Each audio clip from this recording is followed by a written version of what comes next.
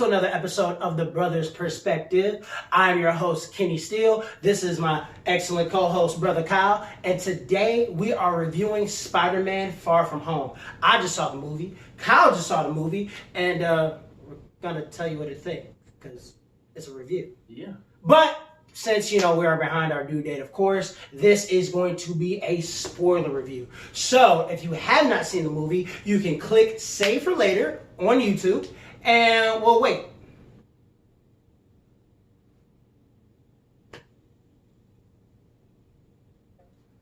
See?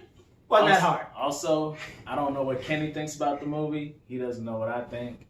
This is our first time talking about it. First time talking about it, so you're going to get everything right here. My excellent co-host, since we have not talked about it, I definitely want to hear what you think about it first. Thought it was good, man. Thought it was good? Yeah, I thought it was like good. just good or great or Nah, just good. Just good. Just good? Okay, Not cool. great. Okay, But you know what? Cool. Mysterio has never been one of my favorite characters.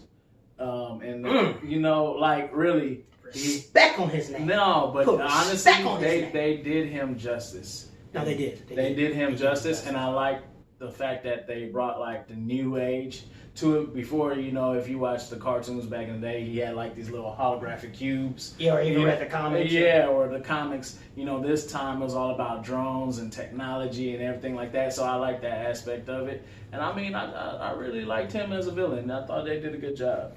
I thought it was dope, man. I think Jake Gyllenhaal, for one, when I knew they got Jake Gyllenhaal, I was like, okay, wow, we're really we're gonna do something here because Jake Gyllenhaal is no slouch at all, man.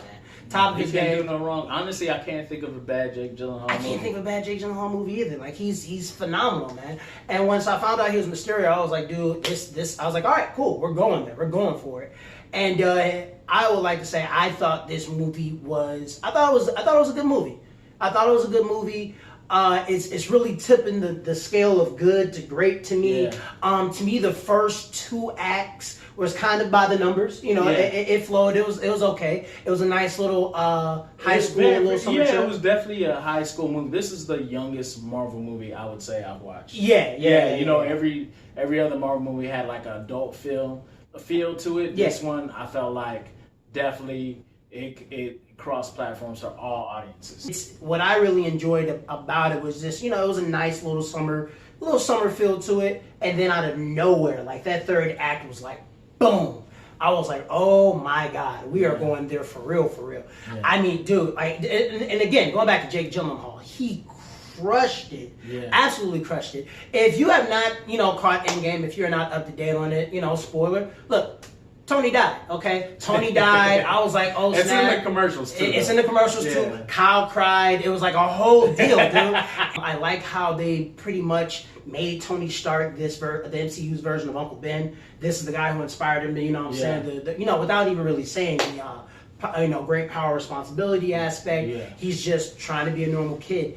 And like I said, it gets to this third act, dude, and Mysterio is just, God, he's phenomenal. Part really of that too, that they did it justice too, because he says, I need an Avengers catastrophe. They kept on referring back to the Avengers, yeah. So with technology, Mysterio made this big catastrophe scene, It's what I really, and some things, that's what I really enjoyed about the film. I enjoyed Jake Gyllenhaal. I enjoyed Peter Parker still having this innocence to him, this adolescence to him. Even, Tony Stark is, pretty much named him his successor. Yeah. And like we touched on before, he said he didn't want any of it. He didn't want the powers and the ability and all this other, stuff. He just wanted to be a normal kid and take this summer trip. Yeah. But Nick Fury comes in, and he's not, the hands-on, happy-go-lucky, father figure, mentor that he had. Nick Fury comes in as a hard-ass, like a hard-ass uncle. And it puts a lot of pressure on this kid. And it starts to create this feeling of rebellion against Peter, which I thought was a natural fit. Yeah. Jay Gyllenhaal did a great job of even, portraying this fake hero, this big illusionist. He had a whole team. It was this elaborate plan. Yeah. He was such a brilliant actor, and we come to find out that he's the one that came up with the illusion technology that we saw in Captain America: Civil War. that Tony Stark was basically boasting about. Like that was it. Like, I mean, really, there's not too much to complain about the movie. I wanted more in the movie, but like I said, I got more than what I expected. You know, I really, you know, just judging by the trailer, I kind of thought this would be by the numbers. I definitely already knew what, you know, kind of figured what Mysterio was going to do, but I had no idea they were going to go that route. Yeah. And the route they went was brilliant. It was kind of bittersweet. Some of the things I didn't like that he was another Tony did this to me antagonist, and I'm out to get revenge. Zendaya and the kids in this film.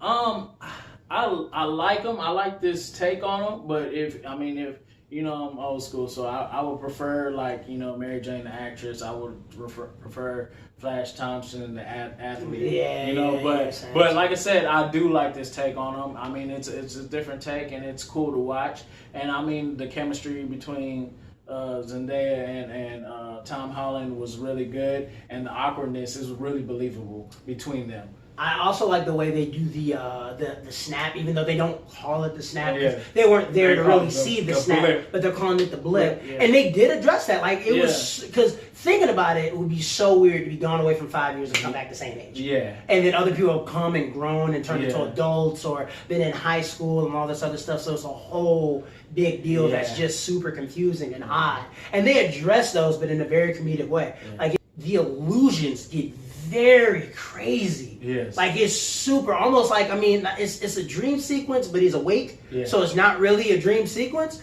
but it's insane, man.